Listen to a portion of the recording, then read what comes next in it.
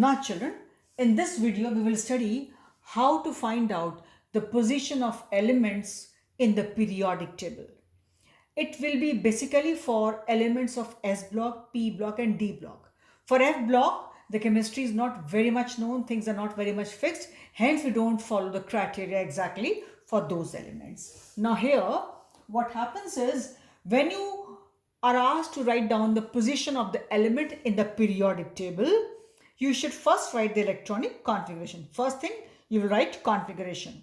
You have done this in class 10 also to some extent.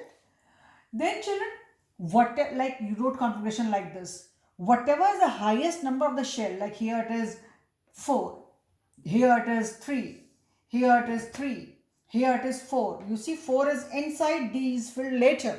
But then highest number is the number of shell. So it is like this.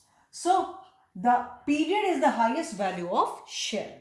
Then comes block. When you write configuration, wherever the electron is entering the last subshell, S, P, D or F, whatever, that is the block of the element.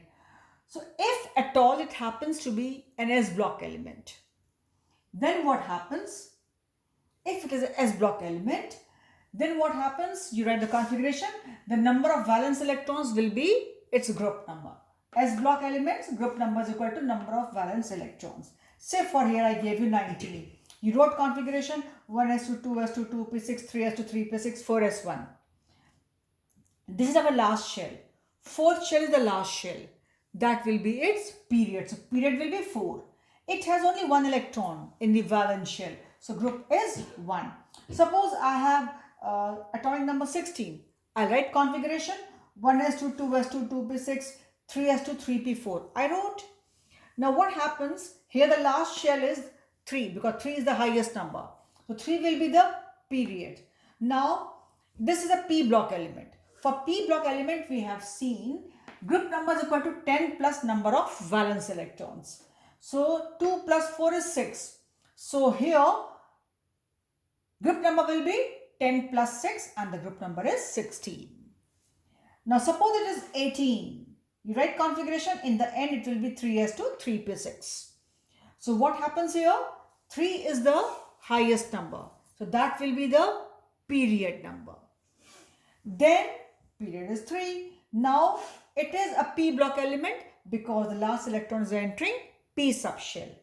And how many electrons are there? 2 plus 6, 8 electrons.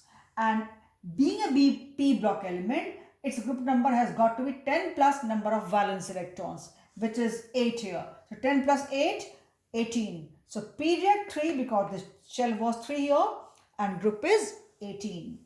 Say they give you 21. Again write configuration children. So it was 3s2, 3p6. This was 18.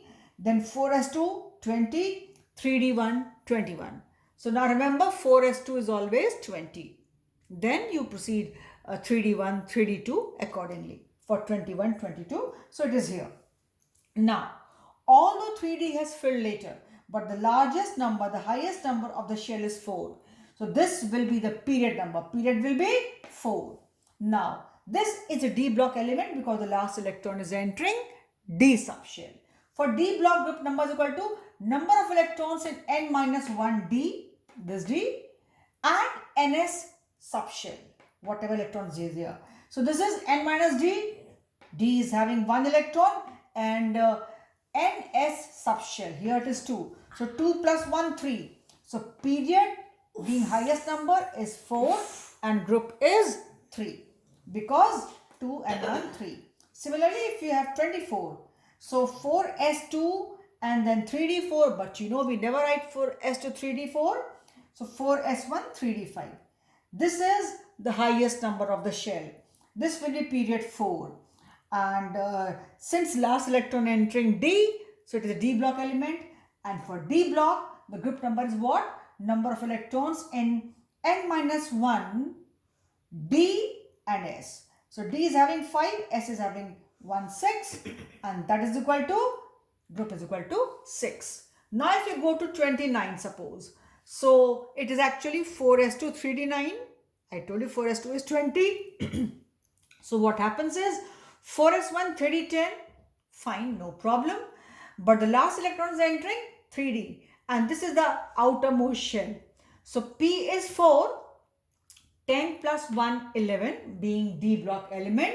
Group number is equal to n minus 1 d electrons here and ns subshell. So 10 plus 1, 11. Group will be 11.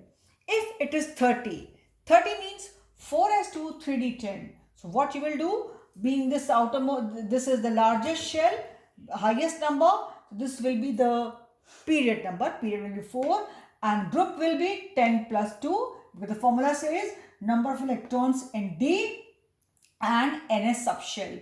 You have to add ns, and this means, and you have to add up. So you add it up. So this is 4 plus 10, 12. And outermost shell being this 4, the largest shell, the largest number being 4, this is the period number. Then you have 31. 31 means 4s2 20, 3d10 30, 4p1. Now children, this is no more a D block element. Last electron is entering P subshell, correct? So it is a P block element. But this is the largest number, the highest number. So period will be 4.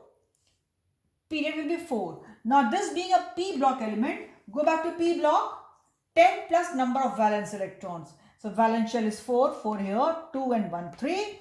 So you added 2 and 1, 3, but 10 plus number of valence electrons. So 10 plus 2 and 1, 3, group is 13. That's how in simple I've told you how to find out the position of elements in the periodic table. In coming exam, you can always expect it. Even in your finals, you can expect. And even in your competitions also, they ask you children. They avoid for F block because things are not very certain. Even the configurations also having a lot of anomalies. It's not fixed, as there's no fixed rule for that. Although to some extent it is there, but not 100%. Hence, they will not ask you positions for F block element. And even if it is there, we know that they belong to group 3 and period 6 and 7.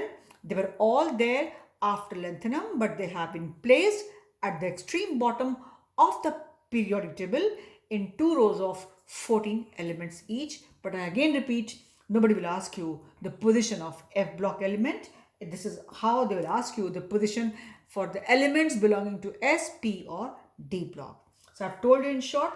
I hope it is clear. So this way we stop here, and this is all for today. Do practice at home children. It's not tough.